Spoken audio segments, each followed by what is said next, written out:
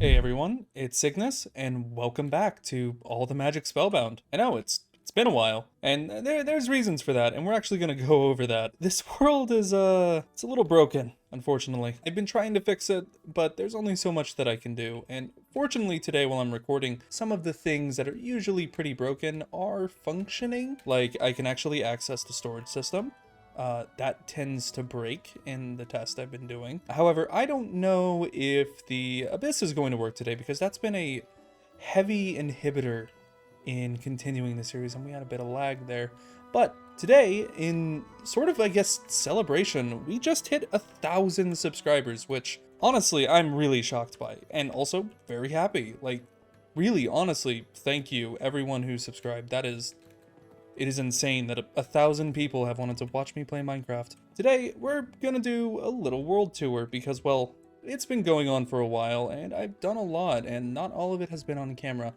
Now, you can see over here, we have a bit of a turtle farm.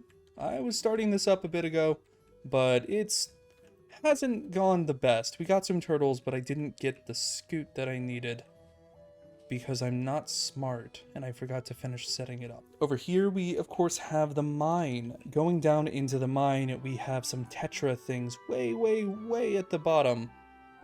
Particularly the Tetra Forges, which if I continue this world we will eventually get set up because Tetra makes some insanely powerful tools that honestly even Netherite cannot compare to. It's just better.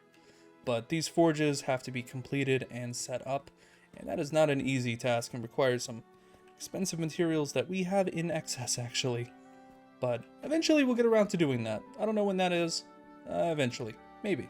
Or we'll just explore Tetra in a different world. And of course, where it all started, the core house. Hard to believe that when we got started with this was literally just a house on the side of a hill. And, well, it's changed a lot. The interior here hasn't changed much, but if we go back here, we've completely removed the hill. It's been entirely replaced, which makes me very happy. And if we go in here, this is our occultism room, where we were doing summoning to get together our inventory management system. Without the inventory system, honestly, doing anything on this world would be increasingly difficult, and we had the whole chest setup that has now been replaced with the occult storage matrix. In my opinion, much more convenient. Downstairs we have some stuff set up. We never really got too deep into Ars Nouveau, and I actually want to get further into that. There are some really neat spells we can make. Some that actually give us access to flying in different ways than the rituals, and a bit more regularly. We also have our Mage Bloom here because obviously we need more Mage Bloom, even though we have over 1,000 of it. Yeah, we need more of it, absolutely. Down over here, we had our little enchanting area with our inn shelves. It's not completely set up as there's more we can do with these shelves. We can get better versions of these shelves. These were really difficult to get though, but I want the dragon shelves, so we eventually have to respawn the dragon, which requires me to do some stuff to get dragon scales to make a new egg, because that's one of the bugs of this world. The egg despawn. I've searched everywhere. I've searched the spawn chunk. I've searched the end, nearly carved out the entire end island. There's nothing. We just don't have a dragon egg anymore. It's gone. But with the mods, we can make another one. In here, we have our little create setup. This was just a ore purification system. It's relatively simple. This over here is a set of water mills powering this fan, which blows through lava, which is being suspended, creating a heat path along this conveyor, which is being slowed so that all the ores that come through can cook. The crushing wheels here just grind up any ores, and this pulls all the ores up to the crushing wheel. It's honestly all very simple. It looks complicated, it isn't. Up here, we have, of course, our windmill, one of our earlier structures that we added to the place. The windmill isn't my favorite building, I'll be honest. I actually don't like it, and someday I might even replace it or rebuild it in a better way. But it gets the job done. It has all the create things we need, the blaze burner down there, and if we fly up to the top, or take the ladder, because it's not letting me off the ladder, we just have a simple gear multiplier here that is just improving the output from this windmill. It's not the most effective windmill, but it works. Down here we have our crops, which I still haven't put a new fence around. Or automated. I need to do that. I can automate it with create. I've just been really lazy about it. We have over here our sheep farm. This was our cow farm. I messed up the cow farm. Cow farm? Cow farm. There was a cow spawner here and I accidentally broke it. Hello, werewolf. And here we have our chickens. They're doing just fine. And this is our little, I guess you could almost call it a church. Not really. It just has our mana and artifice stuff at the end here. I don't like mana and artifice too much. The spells are a little weird and it's very buggy compared to some other mods. Over here we have our mystical agriculture ritual area, and up here we have our actual mystical agriculture stuff that I never completed because mystical agriculture is a lot of work.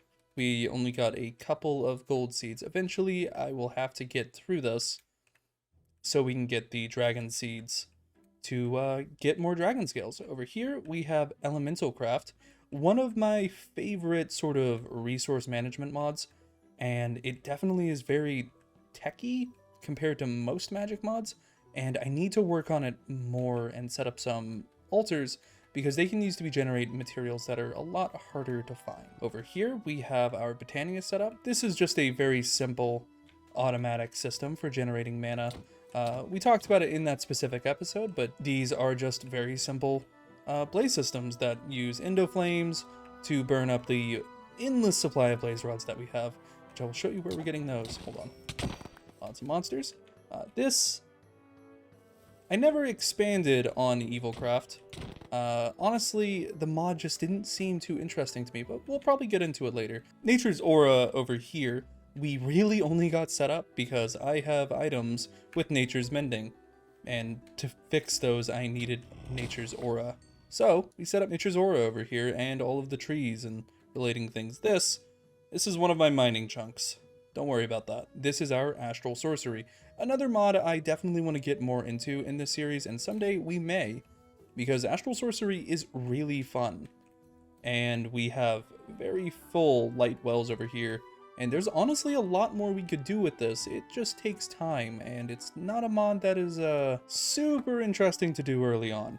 Gets better though. Inside our house, underneath our Ars Nouveau area, we have some of our mob farms. Oh, we also have the shaped crafter for create, which will eventually be used to make the All the Magic star, but not anytime soon. Over here we have our blaze spawner. This is my pride and joy because this has allowed me to get an endless supply of blood for the blood altar and all of these runes. Now you're probably wondering what all of these runes do. I never really went into it.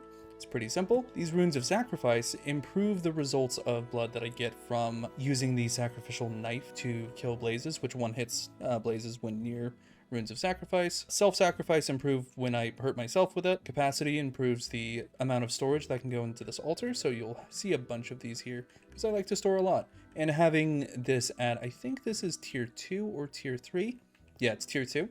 Lets me do some more complicated things with the blood altar. This is the alchemy table. I've done a bit of alchemy just to make some explosive powder. Nothing too insane. And the alchemical reactor over here was used to make some things. This is my wither reactor because I needed a lot of wither skulls and I did get them.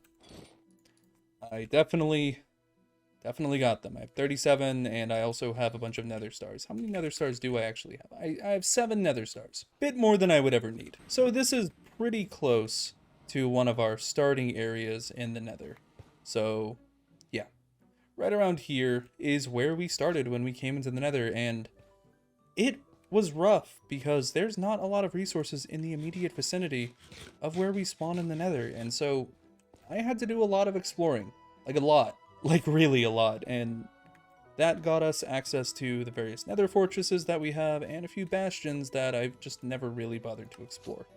But this is our second nether fortress, and this one is the one I mostly used for farming and gathering stuff, so it's a little torn apart. And honestly, the nether in this world just hasn't been the best for me. I've had so many issues in the nether. And I know you guys remember the getting a blaze incident that I had. That nearly went very poorly. But we're going to get out of here. We are going to go to... Let's go to the end. Yeah, the end has been a problem for me. Down here, we have our little wither spawner area. This is pretty simple. We lay out the wither flat over here. Heads right here. It spawns. It's stuck in the bottom of the portal. We beat up the wither, and we spawn another one. Now, I want to fight the dragon more times, but like I said, can't find the dragon egg. I've looked everywhere for it. Even, like, right here was where I thought the dragon egg was. It never showed up. It's pretty much gone. Outside of here, we also have our in-city, which this is where I got the elytra that I'm currently wearing. I think I have it on. No, I have it in my inventory. But this is where I got the elytra. And yeah, it wasn't that great. Actually, it wasn't here. There's a second in-city that I found. Let me check. It's somewhere. Well, anyways, we also set up a Enderman Farm in a blimp in the overworld. The Enderman Farm worked pretty simply. It's a very small blood altar. There's a Enderman spawner up there that I can turn on right here. And yeah, I'm using the redstone links from Create to power wirelessly the portals that are, I believe, using... actually not portals, these spawners. What are these spawners actually from? Apotheosis. So I'm using the create system to power the Apotheosis spawners, which are modified to receive redstone signals. Now, I have a lot of things that I don't really need. Where else can we go? Oh, yeah, another one of the mining chunks. I've mined this area out pretty far, and that doesn't look, oh, bit of lag. It doesn't look too deep. It does go down to bedrock. It's just not entirely cleared out. This was one of them, and I've had about 4. I don't have the other one saved because I did not keep them. I moved on from them.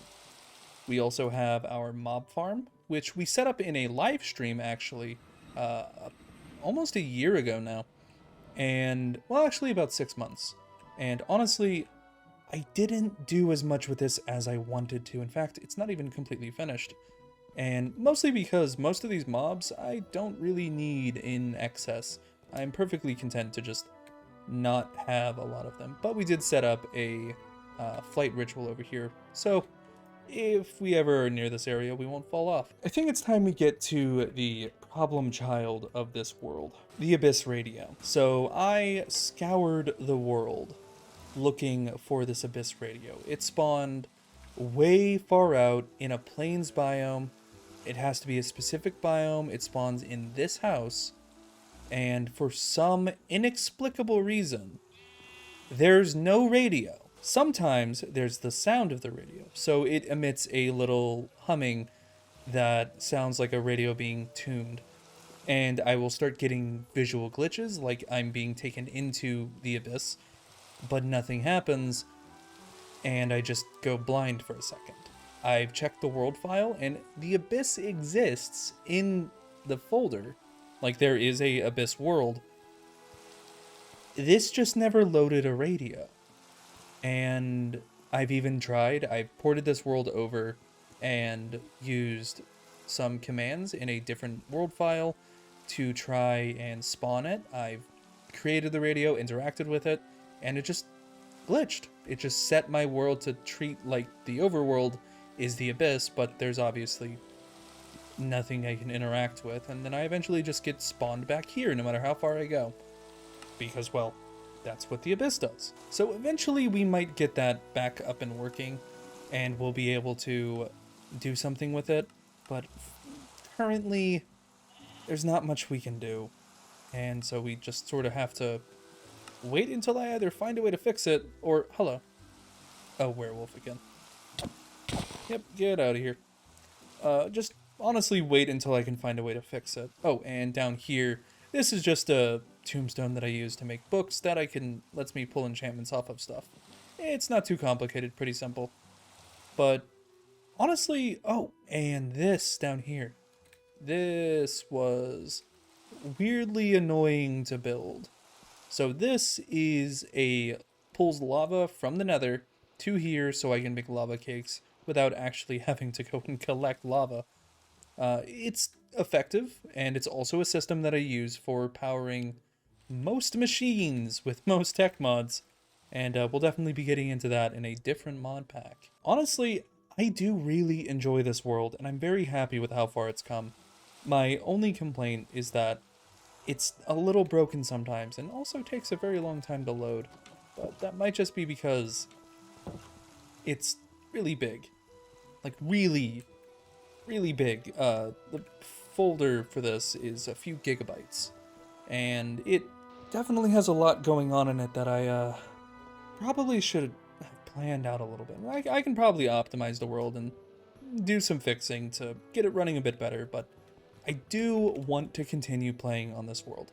I am fully planning to do some stuff for the future. We'll definitely sometime soon we'll have Turtlemancy coming. I'm going to expand on Ars Nouveau over here. Oh god, startled me. I just got jump scared by that. I did not know he was here. Was he in here before? Well, I'm definitely planning to do some Ars Nouveau and expand on blood magic as well. Occultism has some more stuff to do, and elemental craft is really cool if we can get into it. And of course, the highly requested Turtlemancy. Yeah, I'm not sure what it is, but everyone wants me to do some Turtlemancy.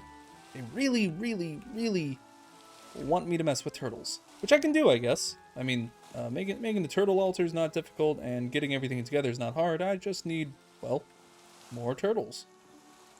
But yeah, that's been it for the tutorial, and I do have one small extra thing to share with you guys.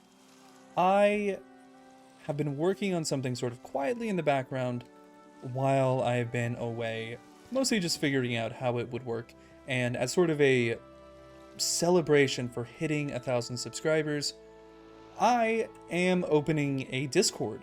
Yeah, so everyone, all of my subscribers, all of you guys, and even if you're not subscribed and you just want to join a community Discord to talk about Minecraft, video games, mod packs, mods, whatever, well, I'm making a Discord to do that, and the link for it to join is going to be down in the description, and I'll probably include that link in all of my future videos, so please just join and come have fun and come talk. I'll probably be streaming in the future, and I'll also probably add some benefits for if you want to be a channel member, because, well, I hit 1,000 subscribers, and I do want to turn YouTube into my full-time job. And doing that takes time, and it takes effort, and more importantly, it takes you guys. I literally can't do this without you. Without you guys sharing my videos, liking them, watching them, and commenting on them. If it wasn't for you guys, I wouldn't have 1,000 subscribers. I would still be a 10 subscriber YouTuber sitting at the bottom, playing Minecraft in my room. Instead, I have you guys. 1,000 of you, and that's absolutely insane to me. There's 1,000 of you that want to watch me play Minecraft, and well, I don't want to be one to disappoint, so look forward to the future. There's more stuff coming. More Minecraft, more mod packs, more videos, and I might even do other types of Minecraft content other than just mod packs. I might start expanding into different challenges, adventure maps. I did the Dark Souls one, and I really enjoyed that adventure map, and I would definitely like to do more. So if there's anything you guys want to see me do, let me know. Just leave a comment down below, or once you've joined the Discord, I have a suggestion channel open up that you guys can leave whatever recommendations you might have. That's going to be it for this episode. If you've enjoyed, go ahead and leave a like and comment on the video. And if you're not already, which statistically most of you aren't, go ahead and subscribe to the channel. It helps me out and it's free. And if you decide you don't want to see my videos in your feed anymore, you just unsubscribe later. Really, there's no cost at all. And now that I'm at 1,000, let's try for 10. Yeah, 10,000. That's my next goal. I'm going all the way. Not 2,000, not 3,000. I'm going straight to 10,000. I know it's a bit of a stretch, but honestly, I think we can do it. Anyways, I'll see you all next time. Bye-bye.